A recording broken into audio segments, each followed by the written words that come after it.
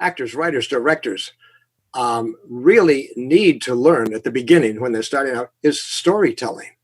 Hmm. And forget script writing for the moment. I mean, for directors, forget cameras and cinematography and all of that other stuff, because that will get in the way. That'll mess you up. Can you tell a story? Can you even recognize a good story? Hi, and welcome to Kelly, where we talk about life, your life and my life. And through Kelly, we hope to inspire. I have Mark W. Travis on the show today, and he's going to give us some really good tidbits about working with actors. Mark, you are known as the director's director. How did you get this title? That's a great question. It's a little bit of, quite honestly, it's a little bit of an embarrassing title, but there's a reason for it. When I work with a lot of directors consulting on a film, we go through a stage of workshopping the entire film where we're working with actors. And I had a lot of these actors who come in that we work with who are not going to be in the film, are friends of mine. And one day, one of them said to me, why are you doing this? And I'm explaining how I'm working with the director. And he says, he's not directing the film, you are. And I said, no, I'm directing him. I'm directing him so he can direct the film. I said, it's a big difference. And he went, oh, I get it. You're a director's director. And I said, yeah, that's sort of it. So that's where it came from. Yeah, and so, it's a wonderful needed thing, especially for, I mean, I know that you work with people who are more advanced in the industry, but for a new filmmaker, that's probably the scariest thing, is not knowing what to do. Well, yes. And also in that workshopping situation, if you can sort of imagine it, here's a director, skilled or not. It doesn't depend on their level of experience for the moment. But we're in a rehearsal room. We have a bunch of actors, maybe as few as 2 or 3, or maybe as a dozen, depending on what we need for that day. And that director is working on directing those scenes. I'm watching. And then there's a period where I come in and I say, okay, here's another way you can approach it. Here's another way we can approach the actor, that character. Here's another way we can approach that, the staging of the scene. Or even, have you thought of putting this scene in another room? I think it'll work better. Let's try that. But I say to these directors, I say, if you can get through this process that I'm going to put you through, you will survive production. Because in this process, not only am I giving you notes and thoughts and ideas, but we encourage the actors to do it too. We encourage the actors to say, okay, you had me move over there, but I don't know why I'm going there. That doesn't work for me. I said, you're going to hear from the actors. I said, during production, you won't hear any of that. They'll just pretty much do what you want. And the crew may be thinking a lot of things, but they're not going to say anything. So it's like a litmus test for the director if they can get through this, and they do. And yeah, it opens them up for their obstacles, right? That they make that face on set. Well, yes, and yes, for the obstacles, a couple of other things. We get to try with every scene all the possibilities that we can imagine. And by the end of working on one scene, which may take an hour or more, we're down to, this is the best way to do this scene, and this is the best way to explore this character, or this is what we should be doing. So the director, and it's all recorded so the director can look at it later. What happens at the end of the entire process, which may take a month or 2 to go through the whole film this way, is the director, every time I've done this, the director feels like he or she has already made the movie. And they say, I know this movie so well. I feel like I've made it, but I haven't made it, but I know exactly what I want to do. They are so better prepared rather than just sitting down and imagining what they want. Because many times, as you know, you imagine what you want. Either you can't get it, it's not possible, or you get it and it doesn't work. We do that in the workshopping process. What do you imagine that you want? We try it out. It's the best preparation a director can do. Yeah, I love it. I mean, I've seen you work with my husband Diego, and you guys are working on the script and you're consulting with him. But the questions that you're giving him to make him think about his script is so vital. So I can imagine when you're actually on set with a director. Now, through the years, you've worked with a lot of actors, and you have come up with what is the Travis technique. Mhm. Give us a little small history of where you started out and how the Travis technique developed. Okay, small history. I'll try to make it small. Uh, First of all, one thing that's really important that people realize about me as a director is that my background, my training, and my initial passion for directing was in theater. That was way back when I was in college, and I got into theater heavily, and then going to graduate school, studying theater. And I didn't study film or television until after graduate school when I came out to Los Angeles. But the important thing to realize that my training is all theater. And so obviously when I came to Los Angeles and now I'm doing television first and then eventually film, I'm still using everything I learned for theater, a lot of techniques I'm learning. And this developed into eventually over a period of years, people wanting to learn the techniques I was using. And I thought this was sort of strange because in my naivete at that time, I thought, well, it just comes from theater. You should certainly know these things. Well, most of the directors out here don't work in theater or have never Right. worked in theater, and some refuse to work in theater. And we could get into a bigger discussion about that. But all of these techniques that I've have learned from studying theater and directing theater, and as you know, because I know you work in theater too, theater is trial and error, experimentation. Try this, let's try it that way. What will happen if we do it this way? We're constantly doing that for one primary reason, which is nothing is locked down. Mm-hmm. In film or television, you could say, you can give a direction to the actor and you do a take, you say, great, I got it, let's move on. You got something, what you think you want. And that, so there's a whole different dynamic that goes on in film and television. But because of my desire to continue to experiment, now we're talking over a period of 30, 40 years, Kelly, long time, of directing and then teaching and consulting and coaching and constantly experimenting. This is where, quote, the Travis technique has emerged from. The Travis technique is not one technique, it's a whole package of ways of approaching story, ways of approaching writing, screenwriting, ways of approaching actors, way of approaching characters. All of these that I, over the years, have been experimenting with, sometimes intentionally and sometimes stumbling, as I'm sure you know, upon something and say, wow, look how that worked. That was interesting. What do I do with that? So I have this large collection of approaches to story and characters and directing and acting that become called the Travis technique. Now, to talk about the whole technique right now, it's very Yeah, let's big. don't talk about the whole technique, but let's give an example of if a beginner actor, and it's very different. We're in Atlanta, you guys are LA. I don't know that. I mean, people are kind of brought up in the idea of film and television and acting here. If people have experience, they have a little bit of theater experience. So Yeah. I work with a lot of green actors, which I love because I'm the first person to touch, put my hands on them. And I Mm-hmm. do believe my extensive background in theater has helped too, because I'm the same way. I love experimenting. I love directing. But if you were to start with, a kind of a newer actor or somebody who was, well, nobody would be familiar with the technique until they took the technique. So what would be one of your first steps in teaching? In teaching actors, you mean? Yeah, with your technique. And I guess what I want to talk about is the interrogation process.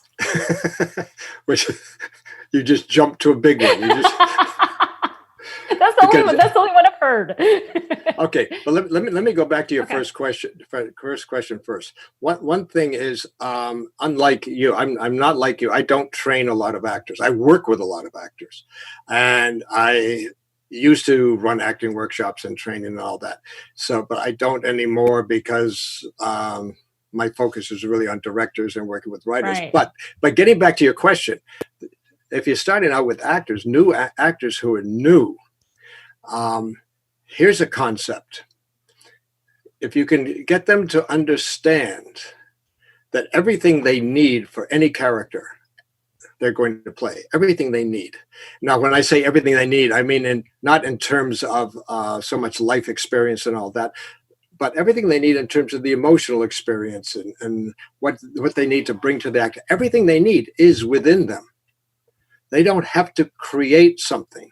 They do not have to do that. So that one of the first steps actors need to do is really, and this is part of the Travis technique, is get to know themselves. Mm-hmm. And one of the best ways, depending on how old the actors are now, because we were talking earlier about children and preteens and all that, but young actors, let's say young actors in the teens or even older, one of the best ways to get to know yourself is to start telling stories. Now, the stories you need to start telling are the stories about yourself. And can you tell a story about yourself?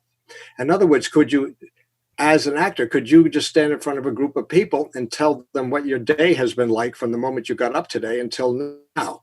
Can you tell them that story? Do you know the story? Well, you know it better than anybody else because you went through it.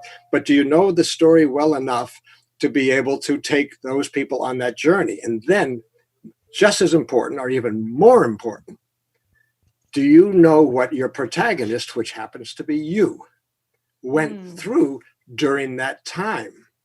And can you actually tell that as part of the story? And how do you tell that as part of the story? Now you're into storytelling, character examination, revealing what's going on in the character. And if you don't know, if you can't tell a story about something you went through and expose a lot of depth of the character, of your character, then how do you ever expect to play a fictional character? Because what you'll do with a fictional character is you'll make things up.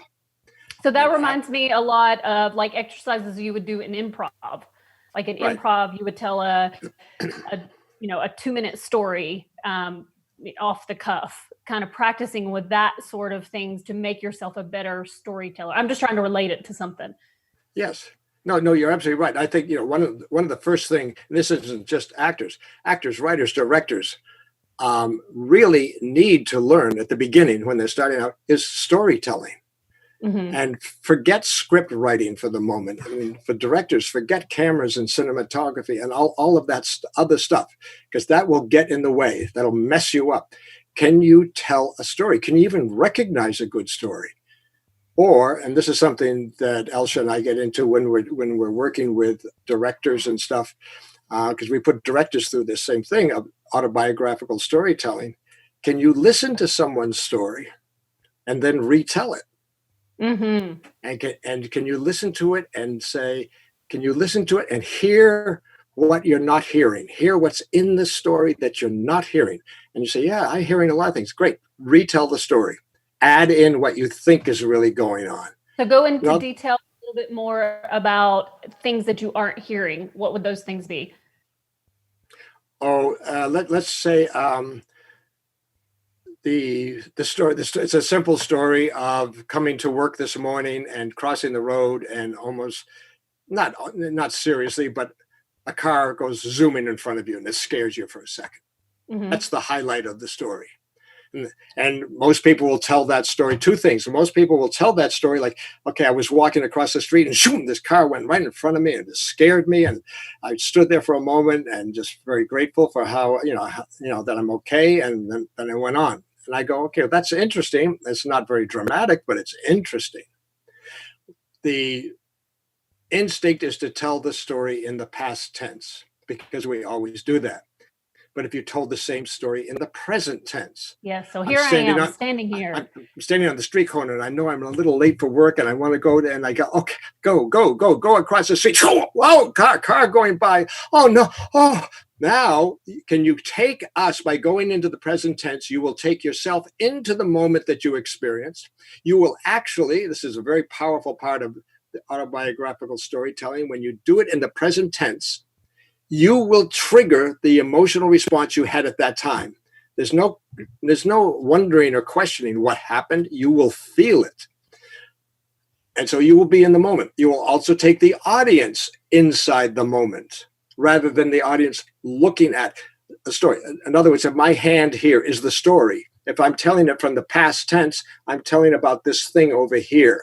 That's what happened to me on the street. If I'm telling it in the present tense, I'm inside the story. And the audience will be wherever you want them to be because they will follow you. If you put yourself inside the story, the audience will now be inside the story and they will feel the impact of the story even better. And once you're inside the story and you're narrating from inside the story, what we call the naive narrator is the narrator who does not know what is going to happen. Okay, the omniscient narrator from the outside does know. The naive narrator doesn't know. And if you're narrating from the naive narrator, then the audience feels the energy and the power of not knowing what's going to happen. That's good stuff. That's a beautiful gold nugget. I mean, especially for people who are not thinking in the present. Right. And when you think about it, as in terms of acting training, because we do this with all the actors we work. A lot of actors come to us to take this workshop. It's called Write Your Life, to take the Write Your Life workshop. A lot of actors come to us to take it. It's online now. You can take it online. But they come to take this just to have this experience because think about a screenplay. It's written in the present tense. A play is written in the present tense. We want to be in the present tense. So this experience of writing and telling stories of this strengthens your storytelling skills and your ability to recognize what is needed in a story. And getting back to your question, if someone retells that story, they may put a new twist on it that they felt was unspoken by the original storyteller. Right. And they may say, I'm standing on this corner, I'm going to be late. I'm going to be, I can't be late again. I can't be, last time I was late, I got into a lot of trouble. Now they just added that because that's what they felt. And I said, I'm going to put that in the story. Now there's a new twist. There's a new color. There's a new facet of the story that's in the story. Now it's still the same story. The story hasn't changed at all. One important, aspect of this kind of storytelling, not just this, any kind of storytelling. One very important, this is on the Film Courage interview too, is that the events of the story, now we take the story of crossing the street and almost getting hit by a car. The events of that story is not the story. Too often we think the events of the story is the story. It's not the story. Because I could tell that while I was coming to work today, I stepped on the street, almost got hit by a car, but I didn't. So then I came here. You go, well, that's not a very interesting story. The story exists inside the character, not outside the character. The events trigger what's going on inside the character. And if you can't reveal what's going on inside the character, then you don't have a story. Yeah. We don't want to, I have a story about a man who almost gets hit by a car. Well, what could be? That does not sound interesting at all. I have a man who thought he was going to die just because a car almost hit him. I say, well, now it sounds more interesting because now I know what was going on inside him.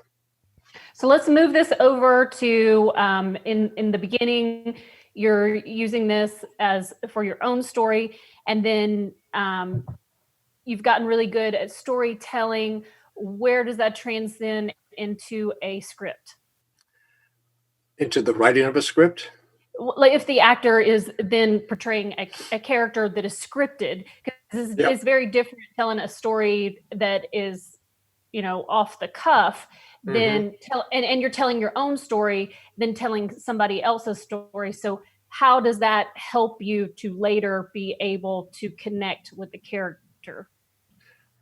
Okay, well, first of all, if we do an autobiographical story first, the storyteller will hopefully know that main character very, very well because it's them. And then we say to them, okay, once they've gone through this process and they've experienced it, and it's usually quite a transformative process, and they go, wow, this is great. I say, okay, now when you get cast in something, you have to know your character as well as you know yourself in that story. You have to know your character in every single scene. It's not just you have this scene and it's an argument with your mother or something, and you're going to learn the lines and you are going to pretend to be angry or sad or hurt or betrayed or whatever it is. No, because that's not what you do in life. So now you have a lot of work to do. You have the work you have to do. I hope I can make this clear, is fill in the part of the script that's not there. This is your job. Your job is not really just to try to become that character or perform. It's like what you were talking about before, all those things that you were hearing that aren't, they're not really said, they're under, but they're there. Yeah. They're there. Yes. That's the weird part that's hard to explain to the layman person. The actors get it. Yeah. For instance, I'm going to stick with this story of crossing the street and almost hit by a car. If that was in a screenplay, the writer would describe the character at the curb and, nervous or energized or whatever, and then suddenly moving, and then a car goes by and the character jumps back and maybe people around look at him to make sure he's okay or something like that. In other words, we would get a description of the event. We would get a description of what we would see and hear on the screen, because that's what a screenplay needs to be. Exactly what a screenplay does. What it does not do, a screenplay does not do, is tell us what's going on inside the character. Now, that's really the job of the actor with the support of the director. The writer has not written what goes on inside because it's a screenplay. If the writer wanted to write what's going on inside this person as they're trying to cross the street, then they should write a novel. And they could write a novel, and then they could very clearly lay out to us exactly what's going on inside. And that at that moment when the car goes by, the chills ran up the spine, because once when he was a little boy, he saw, a cow get hit by a train or something like that. And you go, wow, that's so the novel can take us into that world, that inner world of the character, what I call the fifth element. The reason it's the fifth element is because in a screenplay, there are only 4 elements. There's the location, the characters, the action, and the dialogue. There is not in the screenplay what the character is actually thinking, feeling, fearing, what's been triggered inside the character. It's not there. That's the job of the actor, and that's the job of the director, getting back to directing, is how to help the actor get there. And actually, this is very much the Travis technique. My feeling with the Travis technique, the job of the director is not to tell the actor how to play the character or how to play a moment or how to play a scene. Not to say, we need more anger, we need more of this, because then the director is actually getting in the way of the process of the actor. The actor needs to get into the world of the character, which is a world of naivete, the world of innocence, the world of not knowing what's going to happen next. And the only way the actor can do that is to allow the character that is within them to emerge and literally take over. Okay, so this has led us to a really good place. Let's say that you're on set and the actor is not giving all the nuts and the bolts and the juicy, and it's just kind of flat. How would you then, because you're saying it's not up to the director to tell the actor what to do, but if you can't get him to do enough for it to be even interesting enough to watch, what do you do as the director? Okay, I have a lot of cynical questions for you first. Okay, give them to me. No, it's good, Kelly. It's really good, because this question is really good, and it's a question I hear many times. I'm on the set, and the actor is not giving me what I want or what I think is needed. What do I do then? And my first answer, having been on a lot of sets with a lot of directors, a lot of situations, my first answer sometimes is it's too late. Yeah. You are way too late. This is not the time to try to inject this human being with some magical potion that's going to give you the performance you want.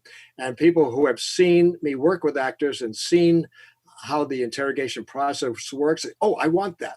I want to use that in my film. How do I use that when when an actor won't give me what you want. And I say, well, first of all, it's too late. And they say, what do you mean? And I actually go all the way back to the beginning. And I would say, why did you cast this actor?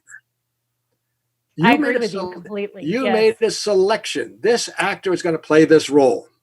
Now, without getting into my approach to casting, my belief, my feeling about casting is once a director has cast an actor, that director should really have the feeling, the strong feeling that that character that the director wants does exist inside that actor. It's that actor is totally capable of everything they can imagine that character is going to go through.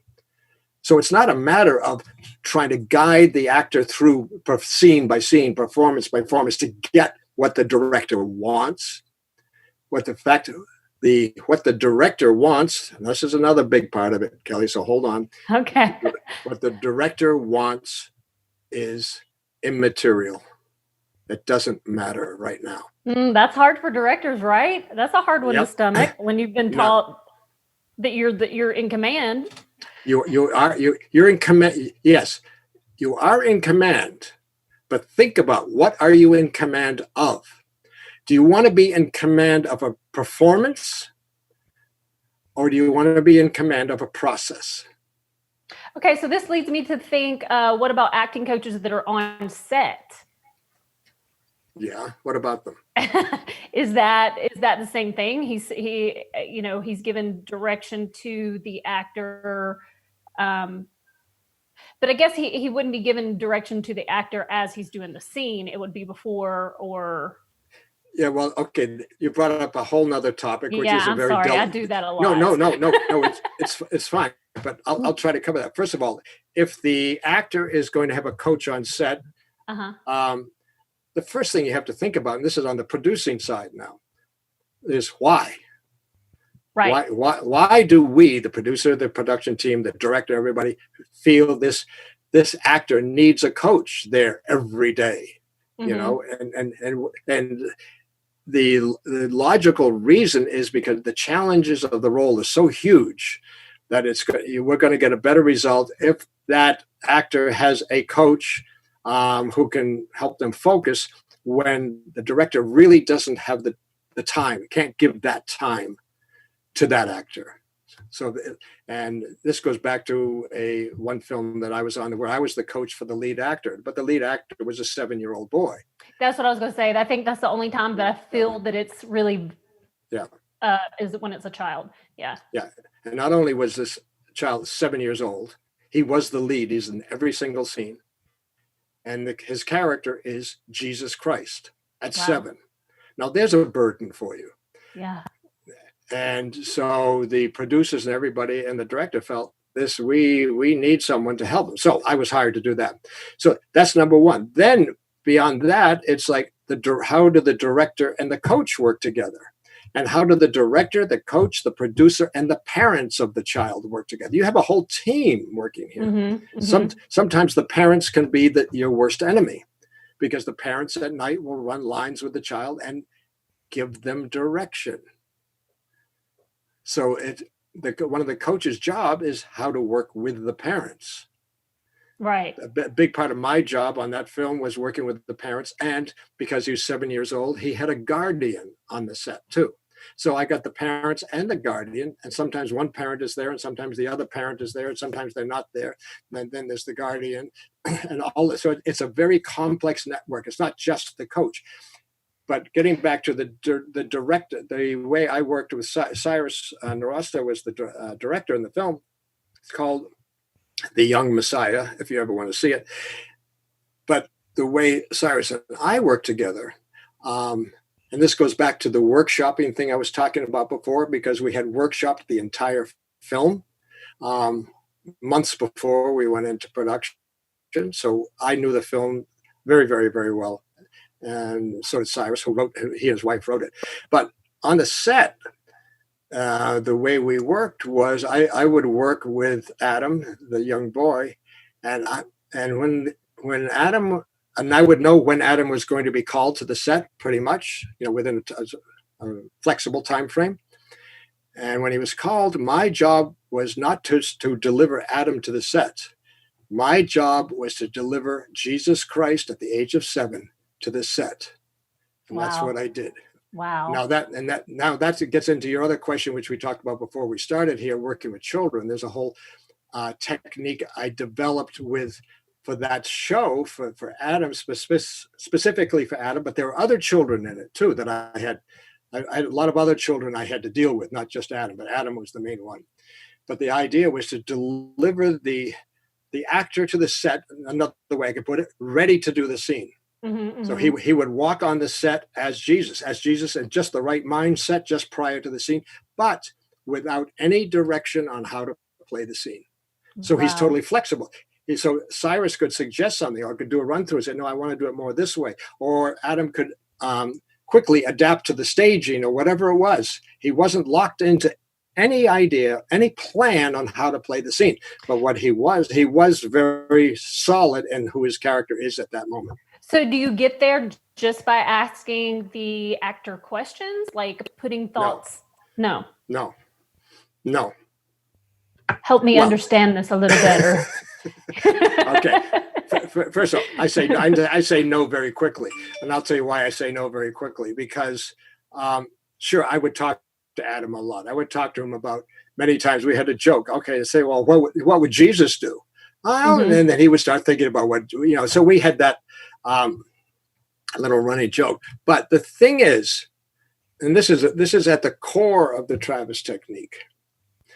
Working with actors, an actor will prepare to do a scene. Just imagine this: that one scene, actors prepare to do the scene. Now, behind that preparation is a lot of research or rehearsal or whatever has gone on. There's a lot of stuff that's gone on that they've accumulated, and this is all good. This is all they're reinforced. This is what they've been trained to do, and this is what they're relying on. Whatever it is, whether it's sense memory or writing journals or whatever they've done, there's all that stuff. Mm-hmm. Now, to me, the problem I see for most actors is that, and this is more for adults than children. Children seem to bypass this more easily, is that when they are asked to perform, what will happen? Well, I call it the big bag of research. What happens when you're asked to perform and say, let's do a run through. Now you have to be the character. Your mind will automatically grab all that research and hold on to that, because that's your life raft. That's your security. That's your character. And you will use bits and pieces of that as you have planned to do in the scene. Mm-hmm. Which means when you're asked to perform, what really gets activated in the actor is the actor's mind. The actor believing, and I totally understand this because I work as an actor too, believing now is the time. Now I got to perform. I have to be ready. What I have to do. What's my plan? Now, an actor with a plan in a scene is detrimental to the scene, because you don't want the actor with a plan. What you want is a character with a plan. Mm-hmm. So my technique is that whole bag of research. When I could explain how this works, when I move a character into performing the scene, even just in a rehearsal, even in the casting process, when I move them into becoming the character, it's done in such a way that there's no time to grab that bag. There's no time. And one reason there's no time is because their mind is so full of being the character and not being the actor. I literally try to shut down the actor's mind as they go into the scenes. So they're not thinking as the actor. They're only thinking as the character, because I want the actor as the character to go into that scene naive, not knowing what's going to happen, and just respond authentically as the character, not as the actor has planned, but as the character is responding to every twist and turn and line, whatever's happening in the scene, and the character is responding. And working this way, many times the actors I work with come out of the scene going, whoa, well, that was an interesting one. Did you see what he did there? In other words, they are watching the character.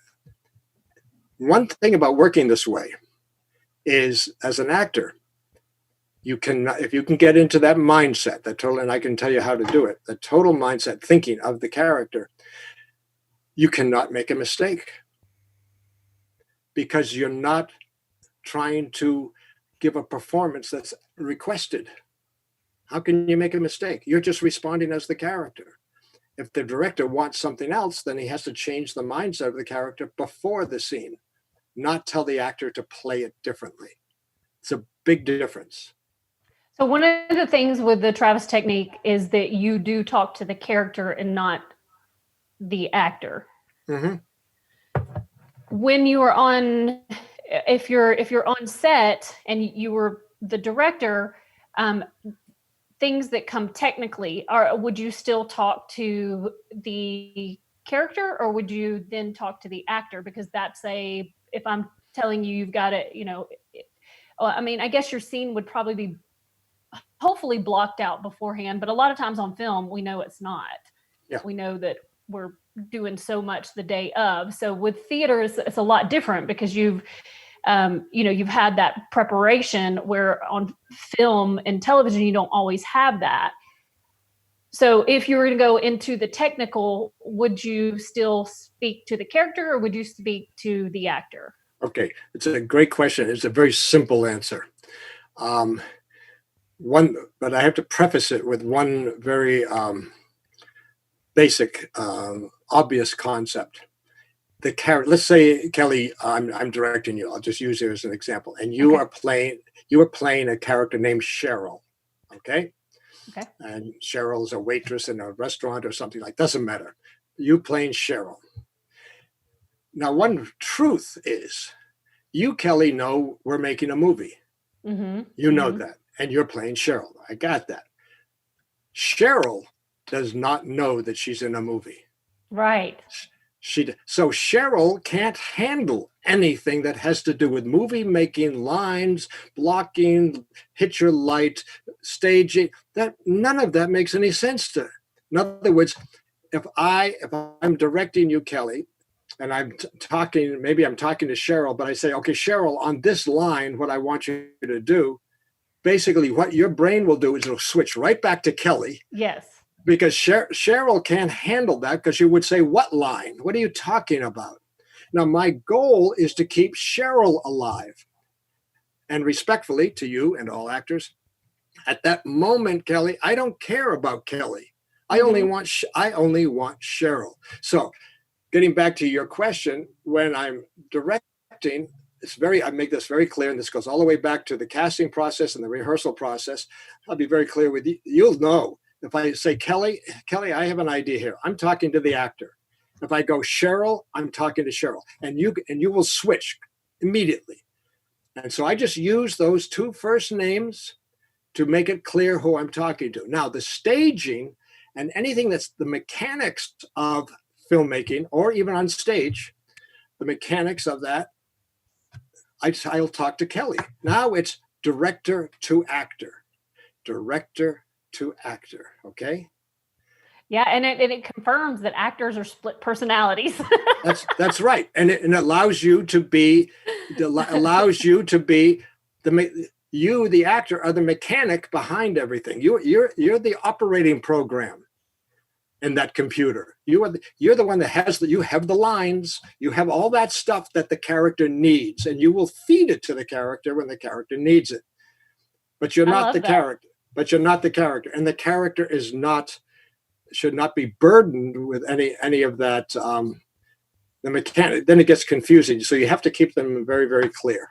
I love that. So how do people find out? You said that you have a workshop or you have a class online that's dealing with the Travis technique. How do people find that?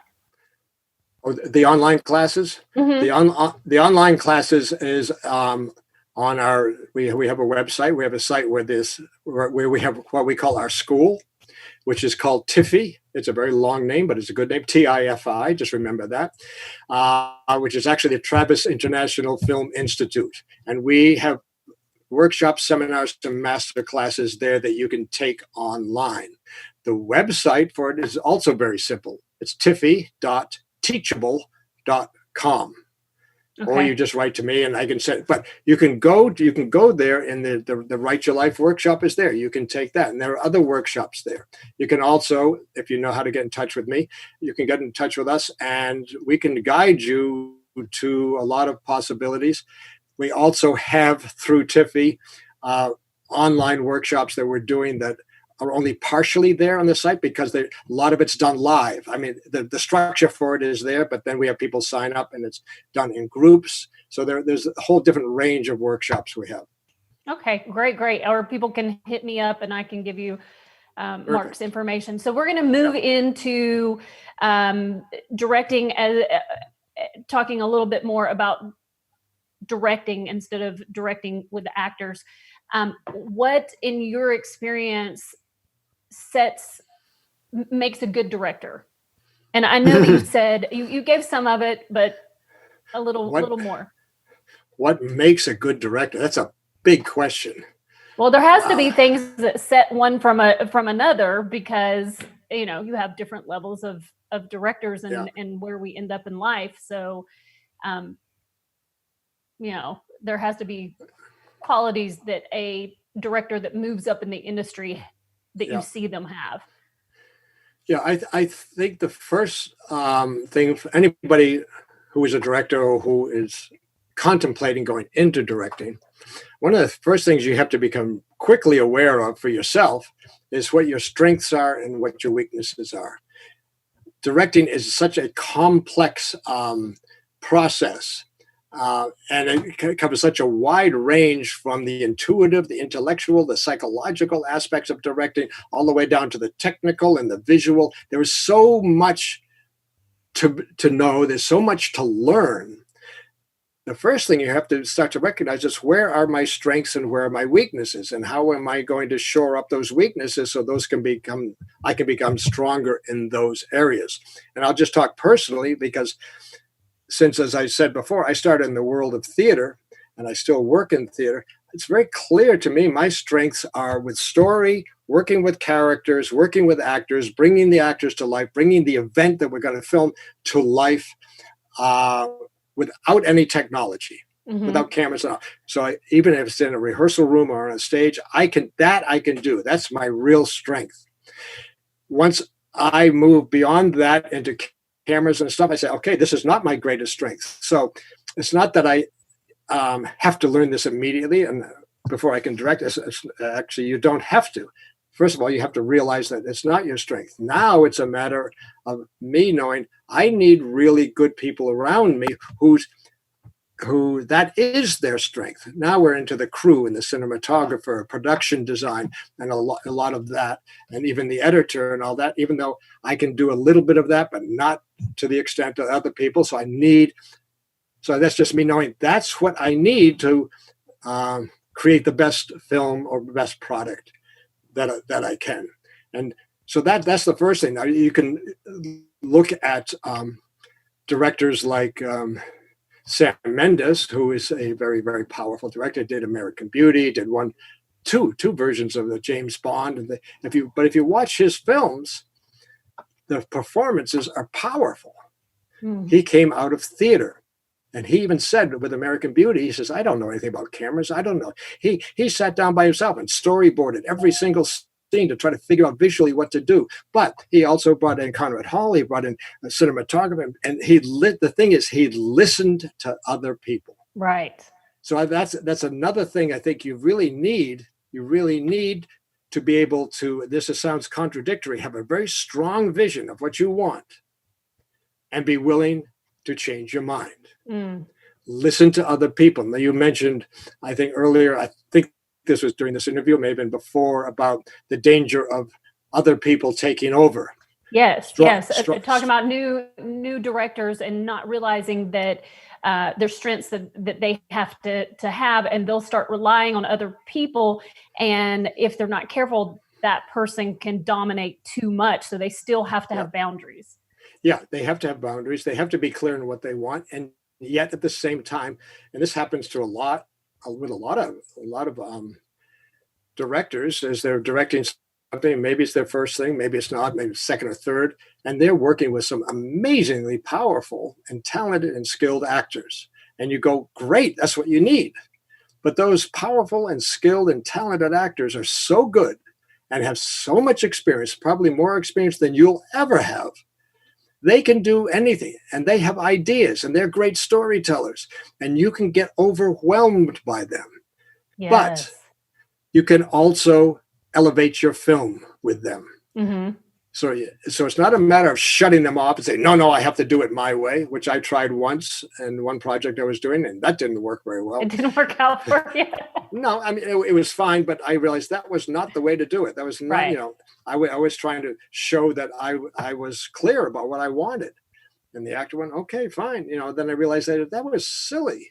Mm-hmm. And, Mm-hmm. it was silly to close the doors to other ideas. So a big part of directing is, can you listen to all the other ideas that you'll get, not only from the actors, but from the cinematographer, production designer, producers, writers. They'll all give you ideas. And you have to be able to listen to all of them and consider every single one of them. And then think, okay, then you have to make a choice based on that. Don't cut them out. But so don't let's be say overwhelmed. you are a director, you're working with a producer, and you and the producer are not seeing eye to eye on things. Who has the final say so on what's going on? Well, is it the producer or is it the director? It depends. I'll tell you, it depends on a lot of things. But again, like I said, with the actors, you're saying directing the actors on this set. I said, who cast the actor? Going back, even with the producer, if you're Mm-hmm. running into problems, I would say, okay, wait a minute. There's a chapter in one of my books, directing feature films. I don't know if it's a whole chapter, but it's a concept that when you run into a disagreement with somebody, whether it's an actor, producer, writer, whatever, rather than staying in that disagreement on how a scene should be played or what color the set should be or whatever the disagreement is, can you, with that person, move back away from that problem and go back in time a little bit to a point of agreement? And let's say about how a scene should be played. Well, let's go back to, we were talking about this scene. And when we first talked about this scene, we both agreed that this is what the scene was all about, and this is how the scene needed to function. And if you can get that other person to be going, yeah, that's right, good, okay. Now start the discussion from there. Oh, that's rather beautiful. than starting from in the middle of the problem, start from a point of agreement and start moving forward. And the times I've been able to do this, and I know other people have done it, you know what often will happen? A third possibility comes up. That works so much for and relationships. You go, oh, we could do it this way. Yeah, well, that's a great. Okay, now you're collaborating again. The thing is, an argument can be a wall to collaboration. It's suddenly like, he's not listening to me. Well, she's not listening to me, and everything starts to break down. One of your jobs is to keep everybody working and everybody collaborating. And so you're at the center of that. So if you can go back and then move forward and come to some sort of agreement, even if the agreement is, okay, we'll do this your way. Mm-hmm, mm-hmm. Okay, that's an agreement, so it doesn't end up being a bitter argument at the end or resentful.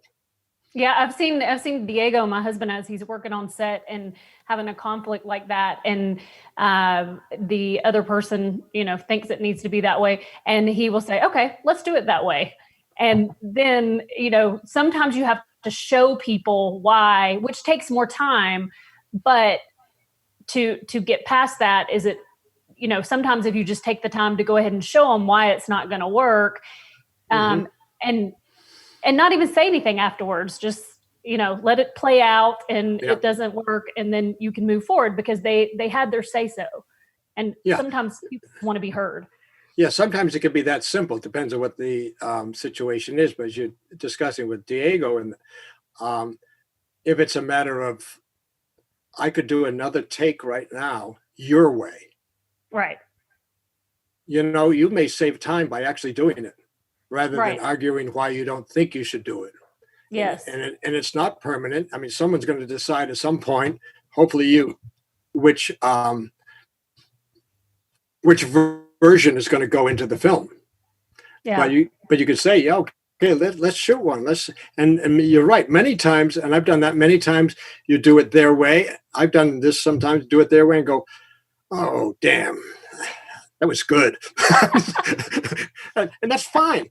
That's fine. I mean, that's the world we're in. We're in the world of experimentation. Because at the end No, of the day, you don't have to use it. So you don't have to use it. At the end of the day, you may use it. And you yeah. may tell that, say the producer, say it was the producer, you may say to the producer at the end of the day, you know what? I really didn't want to do that shot. We did the shot. It really works. I think I'm going to use it. I hate you. Okay. And then you go off and have a beer or something like that. Really, to be in this business, you got to let go of your ego. That's the biggest. Yes. You know, that's the biggest thing that trips us all up. And I know my ego takes over, you know, runs me sometimes, and I have to push it back down. So you have been in the last, let's say, 20 years, you know, we know how much technology has grown. And when you were, you know, there was a time when we were on using film. We've moved to digital. It's opened up to a lot more filmmakers, and I think a lot more competition. What have you seen change in the last 20 years that you give us a few things that you like and a few things that you don't like? Well, you're right. I mean, back when I was directing feature films and things like that, you know, we were using film. And one big discussion every day is how much film stock did we use today? How much of that are you going to print? And these are all economic considerations. And the things that I've done recently, of course, are not using film. And that to me is fantastic. And this goes back to my theater background, that I can turn on the camera anytime I want. I can start to play in front of the camera. I can experiment in front of the camera. I can tell the actors, here's an idea. And they say, yeah, let's try it. I say, yeah, we'll just shoot it.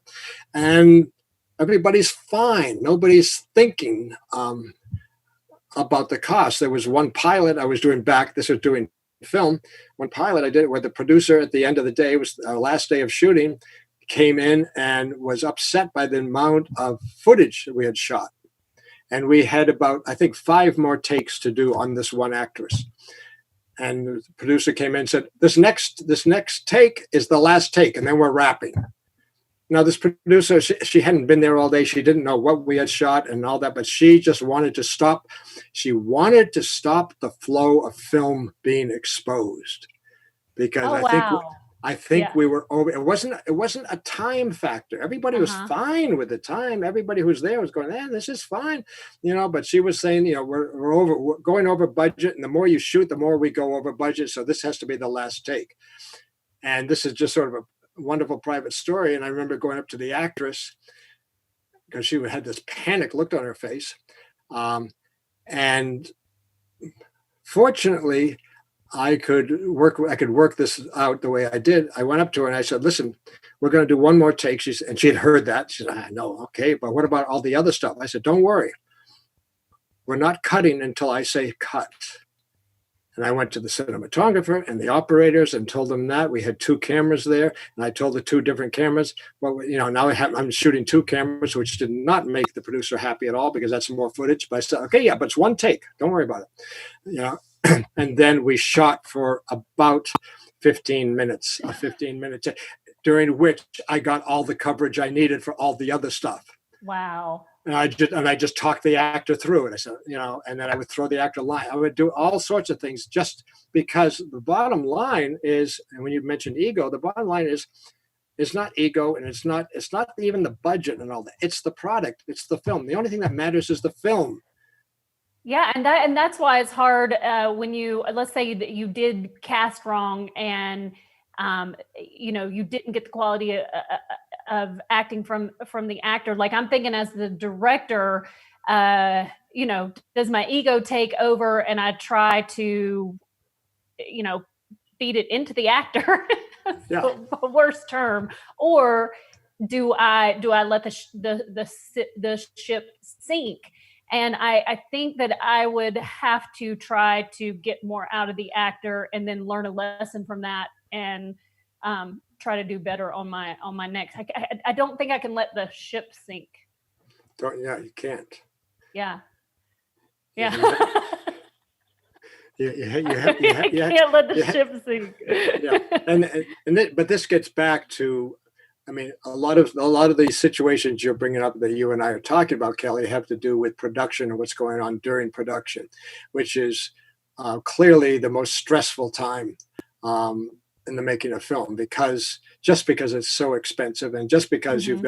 you're paying so many people. And I mean, there have been films I worked on that this is a low budget film that the cost per day was $250,000, Yeah. $250,000 a day was being spent. And you go, so to save a day just means to save a lot of money, or to go an extra day means it costs a lot of money. So that's what happens during production. And but this is why I keep reverting back to, well, what happened in rehearsal? Hmm. To Hmm. me, the most critical part of for a director directing film is not production. It should not be production. It should be the preparation and pre-production, the whole preparation, so that you know exactly what you're going to get, how you're going to get it during production, and there's going to be a smooth move, as smooth as possible during production. But that means that everybody, not just you and the actors, everybody on the set is prepared. They know exactly what they're doing, Yeah. and they can move effectively and efficiently. And like with the workshopping that we do, you've worked out. You've taken care of a lot of the mistakes that you might have, because you made it Yeah. in the workshop. Oh, that won't work. That was clear. I know I can't do that. And so that preparation. Too many directors for me don't prepare, and then they just go into production and then are complaining because they're not getting the performance they want or whatever it is. And I Yeah. say, well, it's too late. It's too late to be. Um, we Elsha and I were consulted on one film where they hired people who really weren't actors. Hmm. Hmm. They hired them because of the way they looked, Hmm. thinking that they would be able to give these performances. I said, you can't. You hired someone who's not an actress. She can't Right. So do. then you're just messed up as a, okay, our director is telling us that we're running out of time. We have to listen to him because he's the Okay. commander. Final question for you is, if you had the choice to work for a studio or to produce or to direct a film that you own, what, tomorrow you woke up and you had this choice, what would you choose? You mean do it? Studio versus independent film. Yes. Independent. Absolutely independent. And why? Absolutely. Why? Because and I got to go back to my theater training and background. In theater, the director, as you know, is totally in charge of just about everything. Everybody relies on the director's vision and guidance through the whole process, and there's usually not that much interference from somebody else. And so that's what I was used to. And then when I got into television and then I got into film, I realized, well, actually, when I started into television first, I realized, my God, there's studios and networks and producers and executive producers and, and showrunners and a million people telling me what I should do, what I needed to do. And nobody really cared too much about what I wanted to do or what I wanted to explore. When I went into feature films, I felt freer because I had more leeway. An independent feature film, you've got more.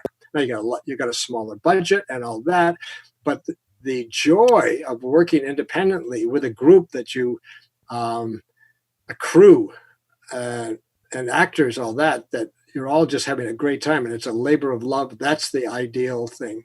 Yeah, Totally. that's the artist in us. And I find that people who do work in studios, when they get a chance to do an independent film, they want to jump on that independent film, and sometimes even if they're not paid as much. Well, Mark, thank you so much for being here with us today. Thank you for being in our personal lives. You've been You're um, welcome. just a joy and also a godsend. And I can't, I'm looking forward to the future and for working with you more. We hope that this segment educated and inspired you.